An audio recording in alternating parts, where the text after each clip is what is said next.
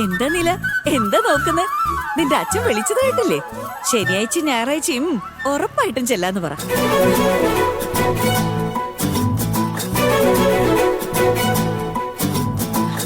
അയ്യോ ഞാനൊരു മണ്ടി. കവിന്റെ അച്ഛൻ വിളിച്ചത് കേട്ടില്ലേ? വരാന്ന് പറ മോളെ. ഉറപ്പായിട്ടും ഞാൻ വരാം അങ്കിൾ. അച്ഛാ, ഇവൾക്ക് ഒരു പ്രാവശ്യം നമ്മുടെ വീട്ടിലേക്ക് വരാൻ പറ്റൂ, അല്ലാതെ എപ്പോഴൊന്നും വരാൻ പറ്റില്ല.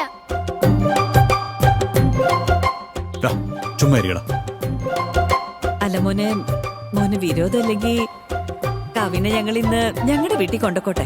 ഏയ് എപ്പോ വേണേലും കൂട്ടിക്കൊണ്ട് വെക്കൂ. ഇതൊന്നും എന്നോട് ചോദിക്കേണ്ട കാര്യം പോലും ഇല്ല, അല്ലടാ? ഞാനിതിനോട് പോണം, ഞാനവിടെ ഒന്നും പോവില്ല. മോനെ ആഗ്രഹം കൊണ്ട് വിളിക്കുന്നല്ലടാ, പോയിട്ട് വാടാ. ഞാൻ നിങ്ങളോട് വരുത്തൊന്നുമില്ല, എന്നെ വീട്ടിൽ കൊണ്ടാക്കച്ചാ. ഞാൻ പറയുന്ന അനുസരിക്കില്ലല്ലോ നീ. ഇപ്പോ നിലയെ നമ്മുടെ വീട്ടിലേക്ക് വിളിച്ചപ്പോ അവള് സന്തോഷത്തോടെ വന്നില്ലേ? ജോളിയായിരുന്നു, സന്തോഷമായിട്ട് സമയം ചെലവഴിച്ചില്ലേ? അതേപോലെ അവരുടെ വീട്ടിലേക്ക് നിന്നെ വിളിക്കുമ്പോ നീയും സന്തോഷത്തോടെ അങ്ങോട്ട് ചെല്ലണോടാ. ഇതിലെന്താ പ്രശ്നമുള്ളത് നിനക്ക്? എനിക്ക് അവിടെ പോവാൻ ഇഷ്ടമല്ല. അങ്ങനെയൊന്നും പറയില്ല എന്റെ പേരക്കുട്ടി. ഞാൻ മുമ്പ് ഒരു പ്രാവശ്യം പറഞ്ഞിട്ടുള്ളതാ, എന്റെ ദേവിയാനി മുത്തശ്ശിക്ക് മാത്രമേ എന്നെ പേരക്കുട്ടി എന്ന് വിളിക്കാൻ പാടുള്ളൂ, വേറെ ആരും വിളിക്കാൻ പാടില്ല. ഓ ശരി ശരി ശരി. ഓവറായിട്ട് സംസാരിച്ച അടി വാങ്ങും നീ എന്റെ കയ്യിൽ നിന്ന്. അച്ഛാ, അച്ഛൻ എപ്പോഴും നിലയ്ക്കാ സപ്പോർട്ട് കൊടുക്കുന്നേ, എനിക്കത് ഇഷ്ടമല്ല. അയ്യോ അങ്ങനെയൊന്നും ഇല്ലടാ, നിനക്ക് അങ്ങനെ തോന്നുന്നതാ. നിങ്ങളെ രണ്ടുപേരെയും ഞാൻ വളരെ ഈക്വലായിട്ടാ കാണുന്നത്. വിക്രം തന്റെ രണ്ടു മക്കളെയും ഒരുപോലെ കാണുന്നെന്ന് പറഞ്ഞത് കേട്ടപ്പോ മനസ്സിൽ തന്നെ ഒരു ആശ്വാസം. അമ്മേ, നിങ്ങൾ കാറിലേക്ക് കയറും, നമുക്ക് കവിനെയും കൂട്ടി നമുക്ക് എല്ലാവർക്കും കൂടി ഒരുമിച്ച് വീട്ടിലേക്ക് പോവാം. ജോളി, വിക്രമംഗളം എന്റെ വീട്ടിലേക്ക് വരുമല്ലോ. അയ്യോ, കവിനെ മാത്രം വിളിച്ചപ്പം വിക്രമം കൂടി വരുവാണല്ലോ. എന്തേലും ആവട്ടെ, വിജി കടയിന്ന് വരുന്നതിന് മുമ്പ് ഇവരെ കൂട്ടിക്കൊണ്ടു പോയിട്ട് പറഞ്ഞു വിട്ടേക്കാം. അയ്യോ, വിജി എന്തിന് ഈ സമയത്ത് വിളിക്കുന്നേ? ഇനി എന്ത് കുരിശാണോ? പറമോളെ. അമ്മ, സമയായി, മോളെ കൂട്ടിക്കൊണ്ടു വന്നോ?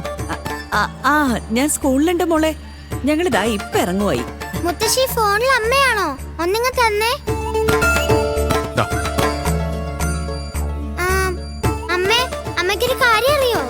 കവിരും കവിന്റെ അച്ഛനും ഇല്ലേ, അവര് രണ്ടുപേരും നമ്മുടെ വീട്ടിലേക്ക് വരുക. ഓ ആണോ? അതെ അമ്മേ, കവിനത് ഇഷ്ടമല്ലായിരുന്നു. അപ്പൊ കവിന്റെ അച്ഛനാണ് അവനെയും കൂട്ടിക്കൊണ്ടു വരാന്ന് പറഞ്ഞത്. ഇപ്പൊ ഞങ്ങൾ എല്ലാരും ഒരുമിച്ച് വീട്ടിലേക്ക് പോവാ. ഞങ്ങളിപ്പോ കവിന്റെ അച്ഛന്റെ വണ്ടി കേറിട്ടാ വീട്ടിൽ പോണേ. അമ്മ എങ്ങനെയെങ്കിലും അവിടുന്ന് പെർമിഷൻ വാങ്ങി വീട്ടിലേക്ക് വരണേ പ്ലീസ്. നീല, ഫോൺ ഇങ്ങോട്ട് തന്നെ, അമ്മോട് സംസാരിക്കാം.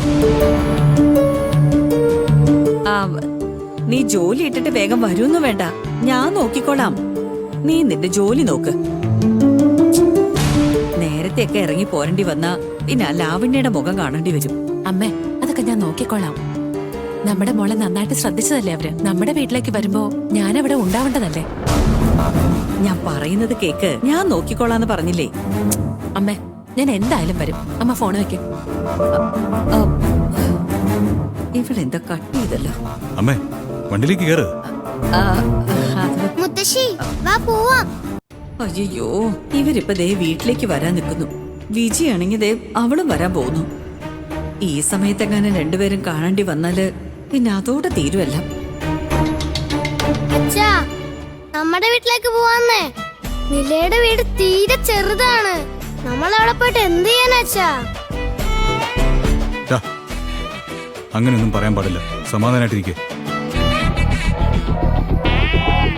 ഇന്ന് നമ്മൾ നിലയുടെ വീട്ടിലേക്ക് പോകും. കുറച്ച് സമയം അവിടെ ജോളിയായിട്ട് സ്പെൻഡ് ചെയ്തിട്ട് നമ്മൾ തിരിച്ചു വരത്തുള്ളൂ. അമ്മേ, വണ്ടിയിലോട്ട് കയറ്. നിലമോളെ വാ. നില കയറ്.